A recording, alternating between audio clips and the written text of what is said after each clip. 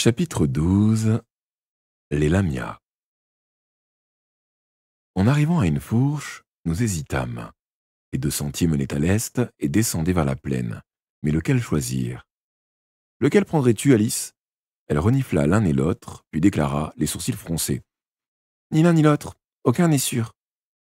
Quel danger nous attend? Des lamias, en grand nombre. Les lamias se postaient volontiers en embuscade sur des sentiers comme celui-ci pour y guetter les voyageurs. Je me souvenais de la prophétie de Mab. Alice serait tuée par une lamia sauvage au cours de notre voyage vers l'Orde. J'étais douloureusement partagé entre le désir de la prévenir et celui de me taire. Puis, je raisonnai. Elle connaissait le danger. Inutile de lui rapporter les paroles de Mab, ça ne servirait qu'à l'effrayer. Néanmoins, je craignais que Mab ait dit vrai. Observant le ciel qui s'éclaircissait, je suggérai. Attendons ici. Dans une demi-heure, tout au plus ce sera l'aube. Les lamias ne supportent pas la lumière du jour. Nous serons en sécurité. Mais Alice secoua la tête. Elles ont déjà flairé notre approche. Je le parierai. Elles savent où nous sommes. Si on reste là, elles nous tomberont dessus de tous les côtés avant le lever du soleil. Mieux vaut continuer. Son raisonnement se tenait. Me fiant à mon instinct, je choisis le chemin de gauche. Il grimpait raide un moment avant de redescendre vers une vallée encaissée entre deux hautes falaises à pic qui resteraient encore longtemps dans l'ombre. Nous n'étions pas à mi-pente que la lune pâlie disparaissait tout à fait.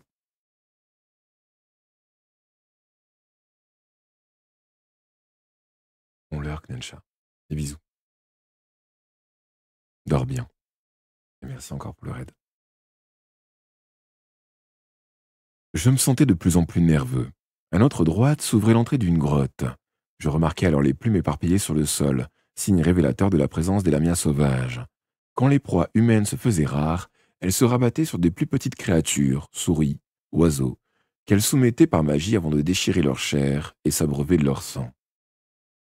Bientôt, à notre grande horreur, nous découvrîmes d'autres traces, une deuxième grotte, au seuil constellé de taches rouges et des restes d'oiseaux, morts, bec, ailes, tête, pattes. Cependant, ils étaient desséchés. La tuerie n'était pas récente. Nous avons pris le mauvais sentier, Alice. Faisons demi-tour. Elle haussa les épaules. Continuer ou remonter à toute allure? Mais il était déjà trop tard. Un sifflement sinistre s'éleva derrière nous. Une énorme créature déboulait du sentier. C'était une lamia sauvage de presque 2 fois ma taille. Elle courait accroupie sur 4 pattes fines terminées par de larges serres aux griffes acérées. Une espèce de crinière grasse battait le long de son cou écailleux et lui retombait sur le front. Ce que je lus sur ses traits me donna à penser que la situation ne pouvait pas être pire. Elle n'avait pas le visage bouffi d'une lamia bien nourrie, ce qui l'aurait rendue plus lente, moins agressive. Non, celle-ci était émaciée, cadavéreuse. Dans ses yeux aux paupières tombantes brillait la fièvre d'une faim trop longtemps inassouvie. Je me plaçai devant Alice, le bâton levé. Les lamias détestent les contacts du bois de sorbier. J'abattis violemment le bâton sur la tête et elle recula en feulant de rage. J'attaquai sans relâche, encore et encore. C'est alors que s'éleva derrière moi un autre sifflement. Je me retournai. Une deuxième lamia avançait vers Alice. Presque aussitôt, une troisième se percha sur un gros rocher à notre droite. Le bois de sorbier n'y suffirait pas. Je vis sortir la lame rétractable. « Reste collé à moi, Alice !» criai-je. Si j'arrivais à faire reculer la deuxième jusqu'à l'endroit où le sentier s'élargissait, nous arriverions peut-être à nous échapper. Je pointai d'abord mon arme sur la lamia qui me surplombait. J'avais bien visé. Ma lame lui perça l'épaule. Un sang noir jaillit de la blessure. Elle recula avec un cri perçant. Je grimpai vers elle, la frappant à coups redoublés, l'obligeant à battre en retraite.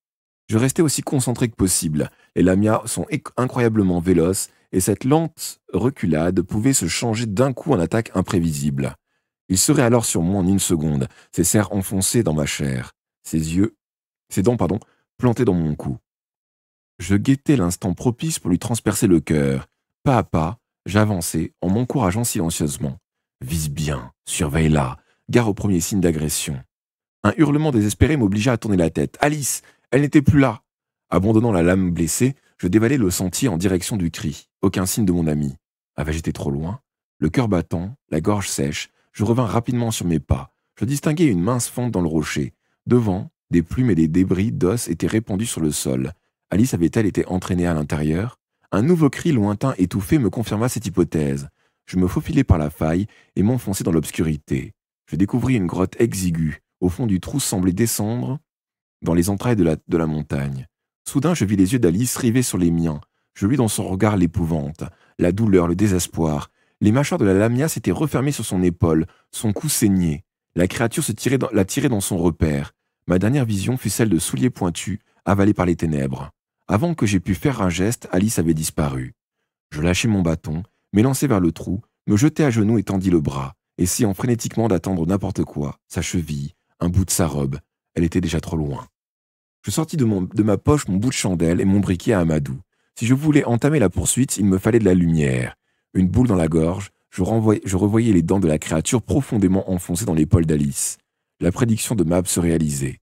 Elle avait ajouté qu'Alice mourrait dans les ténèbres. La lamia la viderait de son sang jusqu'à ce que son cœur cesse de battre. Au-dessus de moi, j'entendis des craquements. J'arrivais sur mon trottoir.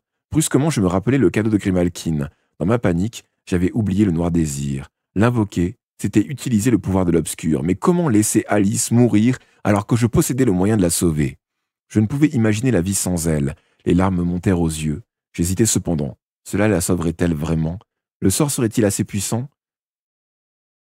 Je finis par me décider. Je criai « Je veux qu'Alice soit sauvée !» Et comme Grimalkin me l'avait recommandé, je répétais très vite une deuxième fois « Je veux qu'Alice soit sauvée !» Je ne sais pas à quoi je m'attendais, sûrement pas à la voir réapparaître saine et sauve à mes côtés. J'espérais qu'elle allait sortir en rampant du trou de la lamia. Le silence était total. Je n'entendais que le lointain gémissement du vent au dehors. Grimalkin m'avait assuré que ce sort contenait un pouvoir patiemment accumulé. Quelque chose allait arriver, non? Mais rien ne se passait. Rien du tout. Je crus que mon cœur sombrait dans ma poitrine. Ça n'avait pas marché. Avais-je commis une erreur? Je scrutais du regard la bouche sombre du repère de la lamia et le regret me tordit l'estomac.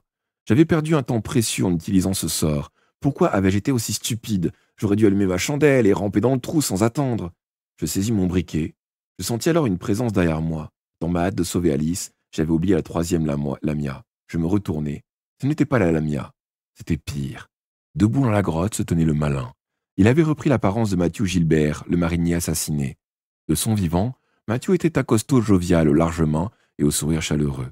L'homme devant moi ressemblait en tout point à celui qui menait sa barge le long du canal de Castor à Kendall. Sa chemise entr'ouverte laissait voir la toison brune qui lui couvrait la poitrine. Mais le malin m'était déjà apparu sous cette forme et je savais parfaitement à qui j'avais affaire. « Eh bien, Tom, voilà un jour que j'attendais depuis longtemps. Tu as enfin utilisé le pouvoir de l'obscur. » Effrayé, je reculai d'un pas en secouant la tête. Pourtant, je ne pouvais me mentir à moi-même. L'épouvantail m'avait prévenu. Le malin tenterait de m'attirer à ses côtés, de me corrompre peu à peu, jusqu'à ce que mon âme lui appartienne totalement. À présent, le processus était engagé. Pour sauver Alice, j'avais pactisé avec l'obscur. Ça va bien. Oh, inutile de le nier, reprit le malin. Croyais-tu que j'allais l'ignorer? Dès que tu as fait usage de magie noire, j'ai été alerté. Je suis venu aussitôt. Le noir désir a sauvé Alice. Elle sera près de toi dès que je t'aurai laissé seul et que le temps aura repris son cours. En cet instant, tout est figé. Toi seul es libre de bouger. Regarde autour de toi si tu ne me crois pas. Le malin avait le pouvoir de ralentir ou arrêter le temps. En regardant au dehors par l'ouverture de la grotte, je vis un aigle près d'un rocher escarpé. Il ne planait pas. Il était immobilisé, les ailes étendues dans le ciel clair. Le malin continua. Tu as de la chance de t'échapper et de te réfugier dans ces montagnes. L'attaque des Ménades vous a tous pris au dépourvu. Les sorcières de Pendle qui se sont dressées contre moi n'ont rien vu venir. Pas même cette petite moule d'île si douée pour la scrutation. Quant à ta mère, voilà des mois que j'obscurcis ses dons de vision. Comment ose-t-elle imaginer vaincre une ennemie dont je suis l'allié? Tu peux me le dire? Je ne répondis rien. Affronter une créature aussi monstrueuse que l'Ordine était déjà terrifiant. Et voilà que derrière elle, lui apportant une puissance encore plus redoutable, se tenait Satan. Notre entreprise paraissait vouée à l'échec. « Te voilà bien silencieux, Tom. Tu sais que j'ai raison. Je vais donc t'en dire plus. Je vais t'expliquer à quel point la situation est désespérée. C'est bientôt ton anniversaire. Tu vas avoir 15 ans, n'est-ce pas ?» De nouveau, je restais muet. C'était exact. Dans un peu plus d'une semaine, le 3 août, j'aurai 15 ans. Ta mère compte sur toi pour exécuter son plan fatal. Veux-tu savoir quel rôle elle souhaite te voir jouer? Je fais confiance à ma mère, répliqua. Je suis son fils et je lui obéirai quoi qu'elle me demande. Quoi qu'elle te demande, voilà qui généreux, trop généreux, parce qu'elle va te demander beaucoup. Ta vie, Rien de moins. Le jour de ton 15e anniversaire, elle te sacrifiera pour satisfaire son désir désespéré de victoire. Vous mentez, criai-je, tremblant de colère. Ma mère m'aime, elle aime chacun de ses fils. Jamais elle ne ferait une chose pareille. Le crois-tu vraiment, Tom? Pas même pour sauver le monde? Quels sont les individus devant un tel Que sont les individus devant un tel dessein? Elle croit à la lumière, et elle est prête à tout pour vaincre l'obscur, même à sacrifier l'être qu'elle aime le plus. Toi, Tom. Elle ne ferait pas ça. Jamais elle ne voudrait. Non, tu en es sûr? Mais si répandre un sang particulier lui donnait une chance de l'emporter, le sang du 7e fils d'un 7e fils. Je ne savais plus que dire. Le malin savourait mon trouble. Ce n'est pas tout, tu es le fils de ta mère, et elle n'est pas humaine. Connais-tu sa vraie nature? Il sourit. Elle te l'a révélé, je vois ça. Je lis en toi à livre ouvert, Tom. Donc tu sais comment elle a agi autrefois. Tu sais quelle servante de l'obscur elle a été, cruelle et assoiffée de sang. Eh bien, qu'elle ne soit convertie à la lumière, et bien qu'elle se soit convertie à la lumière, elle retrouve peu à peu sa forme originelle. Réfléchis, rien de plus facile pour une telle meurtrière que de se sacrifier à sa cause. Tout devint noir autour de moi. J'eus l'impression de basculer dans le vide, comme si on m'avait jeté du haut d'une falaise et que mon corps tombait en tourbillonnant vers le sol rocheux, où il se fracasserait. Épouvanté, j'attendais le terrible impact.